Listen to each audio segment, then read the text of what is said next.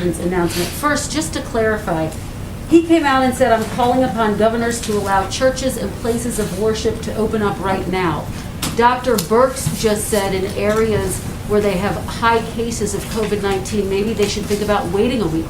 So which is it, and why the mixed messaging? That's up to the governors. As it's said in our guidance, we note that while many types of gatherings are important for civic and economic well-being, religious worship has particularly profound significance to communities and individuals, including as a right protected by the First Amendment. The president wants to see these communities open. Dr. Birx was integral to making these guidelines, and they lay out a pretty clear path for faith communities to reopen. The president said he's going to override the governors. Under what authority would he do that? And to your point, he said several weeks ago, this is all up to the governors. Well, I think you're posing a hypothetical, and I think we can all hope that we see governors. He would override the governors. You're posing a hypothetical, though. You're assuming that governors are going to keep churches shut down and keep mosques shut down and keep synagogues shut down. That is a hypothetical question, and we will leave it to these faith communities to reopen. And said if governors don't we'll listen leave it to to him, faith he's gonna communities override to their reopen. authority. And Kristen, I think we can all hope that this Sunday people are allowed to pray to their gods across this country. That's a good thing.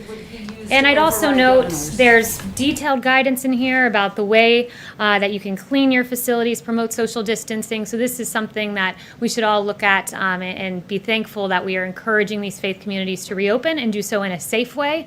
And we'll leave it to parishes to open in a safe fashion. What Yes. authority is the president referencing? Does the White House now support these churches that are defying governor's orders and opening up?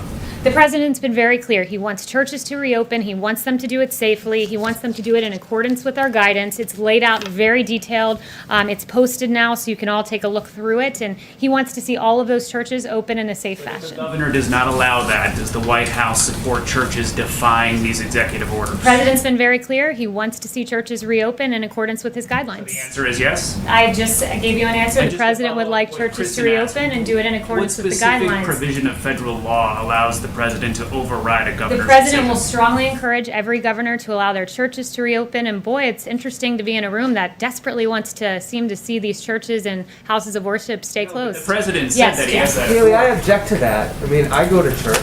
I'm dying to go back to church. The question that we're asking you, and would like to have asked the president and Dr. Birx, is it safe?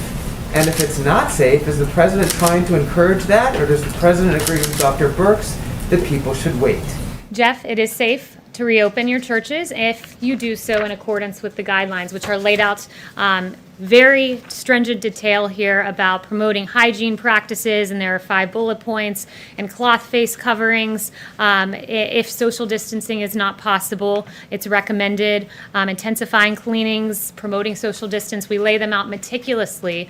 So I am thankful that we have a president that celebrates the First Amendment. The same amendment that gives you all the ability to ask me questions is there to have the freedom of worship. So imams and pastors can go to their churches, can go to their places of worship, and can celebrate what is a First Amendment right in this country, which is to pray to your God and to practice your faith. And we Chanel. celebrate that too. I just want to follow up by saying we celebrate that too. And so we Certainly should the be First thankful that there are Amendment part. guidelines But to we're allow not- us to but we're not re-engage in asking- that behavior. We're not asking you if the president or people are allowing Americans to pray.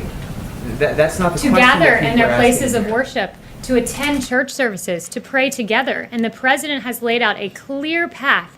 The CDC has laid out a clear path for this to take place, for our First Amendment to be exercised in a way that is safe and robust. And that is something that is a good thing, and I'm thankful that we have a president who celebrates the First Amendment and helps it to be celebrated in its fullest and most robust way possible. Chanel. Thank you, Kayleigh. I'd like to switch gears, asking about President Obama. We had does the president, we had an interesting article from Joel Pollak this morning, and I would like to ask you if the president has considered pardoning President Obama for illegally wiretapping on Trump Towers, illegally spying on U.S. citizens, and other potential crimes out there. Has he considered that? So I have not spoken to the president about that, but who I did speak to about President Obama and unmasking Michael Flynn were the men and women in this room. I haven't spoken to him on that specific point, have spoken to him about the matter generally, and I laid out a series of questions that any good journalist would want to answer about why people were unmasked, and all sorts of questions. And I just wanted to follow up with you guys on that. Did anyone take it upon themselves to pose any questions about Michael Flynn and unmasking the President Obama spokesperson? Oh, not a single journalist has posed that question. But Okay. Michael Flynn's name wasn't So I would masked. like Kayleigh- to lay Kayleigh- out a series of questions, and perhaps if I write them out in a slide format, maybe we're visual learners and you guys will follow up with journalistic curiosity. So number one, why did the Obama administration use opposition research funded by a political organization and filled with foreign dirt to surveil members of the Trump campaign? Number two, why was Lieutenant General Michael Flynn unmasked?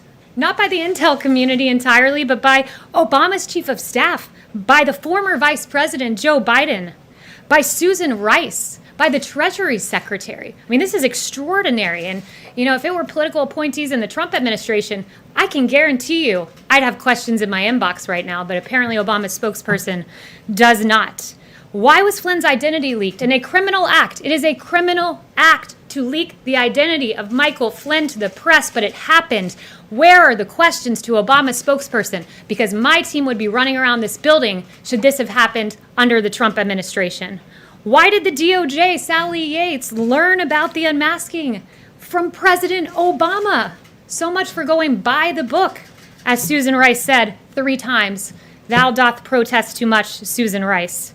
And then finally, question number 5. Why did James Clapper, John Brennan, Samantha Power, and Susan Rice privately admit under oath they had no evidence of collusion while saying the opposite publicly? It's a long weekend. You guys have 3 days to follow up on those questions, and I certainly hope the next time I ask, some hands go up, because Obama's spokesperson should be asked those questions, because President Trump's spokespeople certainly would be.